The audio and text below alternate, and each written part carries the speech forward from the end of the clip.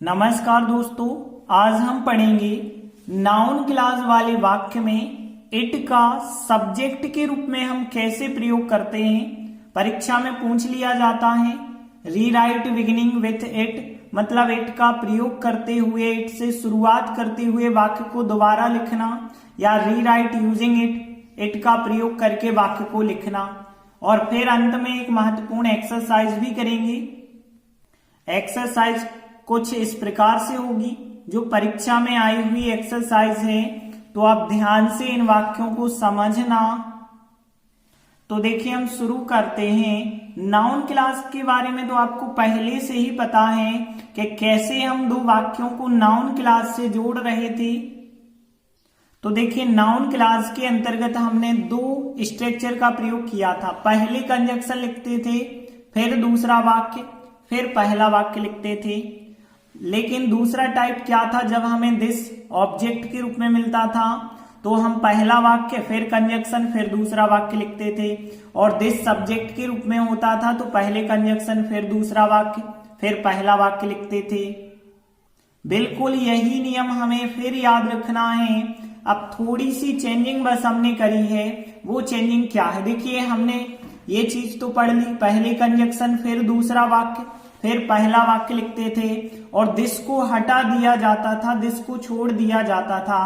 अब इस प्रकार से आपको एक वाक्य दिया जाएगा, तो वाक्य इस स्ट्रक्चर के हिसाब से रहेगा, और उसमें आपको इट का प्रयोग करना होगा सब्जेक्ट के रूप में। तो हम कैसे करेंगे, सबसे पहले इट लिखेंगे, इट के बाद यहां जो हमारा पहला वाक्य था, जो लास्ट में दिया गया है, उसे हम लिखेंगे, फिर कंजक्शन, फिर दूसरा वाक्य लिखेंगे। मतलब सीधी सी बात है कि इस चीज को इस चीज में बदलना हम सीखेंगे। जैसे एग्जाम्पल देखते हैं, तो देखिए, पहला एग्जाम्पल है that he is a doctor is certain, और कहा गया है रीराइट यूजिंग इट, मतलब इट का प्रयोग करते हुए वाक्य को दोबारा लिखना है। तो देखिए, हम कैसे करेंगे, हमारा नियम क्या है। नियम ये है, वाक्य इस रूप में है, अभी पहले कंजक्शन है, फिर दूसरा वाक्य समझ लीजिए ये हो गया, और फिर दिया गया है पहला वाक्य, दिस को हटा दिया गया होगा, दिस नहीं दिया गया है। तो ध्यान देना, ये हो गया हमारा कंजक्शन। कंजक्शन के बाद यहां से यहां तक ये हो गया दूसरा वाक्य हो गया, और फिर यहां से यहां तक दिस को हटा के ये हो गया पहला वाक्य। तो ध्यान देना, ये हो गया कंजक्शन हमारा, और फिर यहां भी यदि हम बात करें तो ये हो गया हमारा, समझ लीजिए, दूसरा वाक्य, और ये हो गया हमारा पहला वाक्य। तो देखिए, अब आप उस नियम पे चलिए। देखिए, हमें कंजक्शन दिया है, दूसरा वाक्य दिया है, पहला वाक्य दिया है, लेकिन अब हमें इट लगा के वाक्य को रीराइट करना है। तो इट सबसे पहले आप लिखिए, और इट के बाद जो पहला वाक्य था, पहला वाक्य लास्ट में दिया गया है जो, वो आपको लिखना होगा। तो इट इज सर्टेन, ये था हमारा पहला वाक्य, इट इज सर्टेन। और फिर इसके बाद कंजक्शन लगा के जो दूसरा वाक्य है वो वैसे ही लिख देना है। कंजक्शन जो भी है, दैट कंजक्शन है तो दैट लिख दो, जो भी कंजक्शन होगा वही लिखेंगे। और फिर कौन सा वाक्य लिखना है, दूसरा वाक्य, जो कि है ही इज अ डॉक्टर। तो इस प्रकार से आपका आंसर बन जाएगा। हिंदी मीनिंग की बात करें तो इट इज सर्टेन, यह निश्चित है, और फिर that he is a doctor, कि वह एक डॉक्टर है, मतलब उसका डॉक्टर होना एक निश्चित है। अगला वाक्य देखिए, that he failed in the examination was unfortunate. तो यहां पे यदि हम देखें, ये हो गया कंजक्शन, कंजक्शन के बाद जो स्ट्रक्चर में होता है दूसरा वाक्य, दूसरा वाक्य के बाद ये होता है पहला वाक्य, क्योंकि दिस बस नहीं है यहाँ पे, तो ये कहलाएगा आपका पहला वाक्य, और ये कहलाएगा दूसरा वाक्य, और यहाँ पे ये हो गया कंजक्शन। तो यहाँ पे ये हो गया कंजक्शन। अब हमें क्या करना है, रीराइट बिगिनिंग विथ इट का प्रयोग करते हुए वाक्य को रीराइट करना है।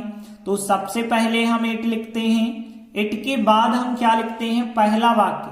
पहला वाक्य क्या है, वाज अनफॉर्चुनेट। तो जो भी वाक्य है वो वाक्य हम लिखेंगे वाज अनफॉर्चुनेट। अनफॉर्चुनेट का मतलब होता है कि दुर्भाग्यपूर्ण या फिर दुर्भाग्यशाली। तो यहाँ पे पहला वाक्य लिखा, फिर हमें कंजक्शन लगा के दूसरा वाक्य लिखना है। जो भी कंजक्शन है, दैट कंजक्शन है तो दैट लिखिए, जो भी कंजक्शन है, मन से कोई कंजक्शन नहीं लगाना है तो दैट लगा के जो भी वाक्य है दूसरा वाक्य के he failed in the examination, जो भी वाक्य है उस वाक्य को आप वैसे ही लिख दीजिए। वाक्य को बिल्कुल चेंज नहीं करना है क्योंकि वाक्य बिल्कुल सही दिया गया है, उसे बिल्कुल भी चेंज नहीं करेंगे। तो इस प्रकार से आंसर बन जाएगा। पहले इट लिखा हमने, इसके बाद जो पहला खंड होता है, जो पहला वाक्य होता है वो लिखा, फिर जो कंजक्शन है, फिर इसके बाद दूसरा वाक्य लिखा। हिंदी मीनिंग की बात करें तो इट वॉज अनफॉर्चुनेट, मतलब यह दुर्भाग्यपूर्ण था कि वह परीक्षा में फेल हो गया। इसके बाद देखिए अगला वाक्य, देखिए अब यहाँ पे दैट नहीं आया, दैट की जगह कोई और कंजक्शन आ गया है, हु कंजक्शन आ गया। तो आपको कुछ नहीं करना, वैसे ही जमाना है। तो देखिए हु हो गया कंजक्शन हमारा, कंजक्शन तो हु मिल गया। Came to see him last night, ये हो गया दूसरा वाक्य, क्योंकि कंजक्शन के बाद दूसरा वाक्य आता है नाउन क्लॉज में।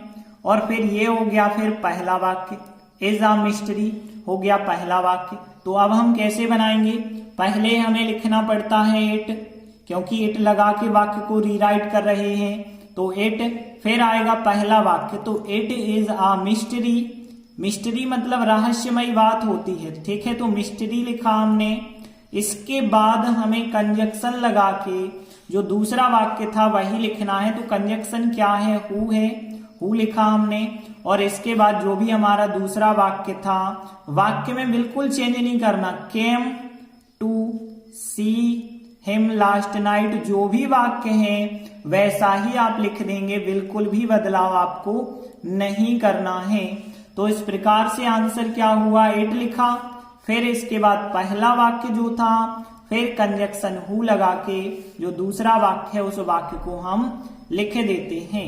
हिंदी मीनिंग की बात करें तो इट इज अ मिस्ट्री, यह एक रहस्यमयी बात है। कि हु का मतलब है जो या कौन कह सकते हैं हम, कौन जो है लास्ट नाइट पिछली रात को उससे मिलने आया। इसके बाद देखिए अगला वाक्य है whether he will be able to come is doubtful.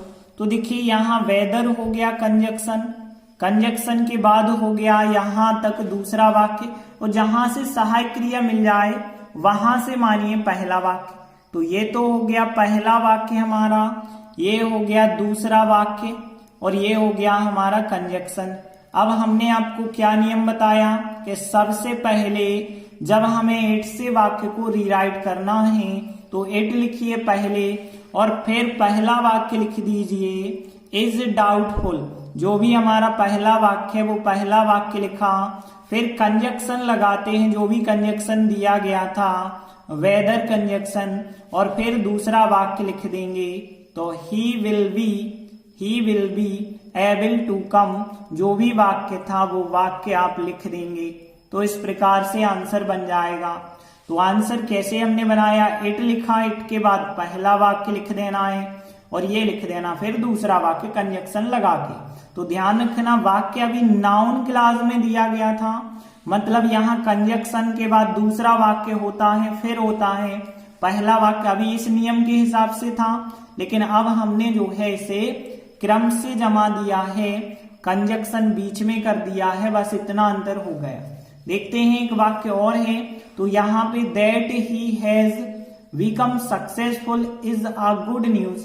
इस वाक्य को देखें, इस वाक्य को भी हमें रीराइट करना है इट का प्रयोग करते हुए। देखिए ये तो हो गया कंजक्शन, कंजक्शन के बाद होता है दूसरा वाक्य, जहां से सहायक क्रिया मिल जाए वहां से होता है फिर पहला वाक्य। तो ये हो गया पहला वाक्य, ध्यान देना, ये हो गया दूसरा वाक्य। पहला और दूसरा वाक्य मिल गए और हमें कंजक्शन भी मिल गया, तो यहां हो गया कंजक्शन। तो अब हम क्या करते हैं, पहले तो इट लिखेंगे सब्जेक्ट, इट के बाद हम पहला वाक्य लिखेंगे, तो it is a good news, ये हो जाएगा हमारा पहला वाक्य, it is a good news. और फिर इसके बाद कंजक्शन लगा के, दैट कंजक्शन लगा के लिख देंगे ही हैज बिकम मतलब वह बन गया है, और फिर सक्सेसफुल, सक्सेसफुल का मतलब सफल व्यक्ति या सफल अकेला भी हम कह सकते हैं। तो इस प्रकार से जो है हम बहुत आसान तरीके से नाउन क्लॉज वाले वाक्य को इट से रीराइट कर सकते हैं। धन्यवाद।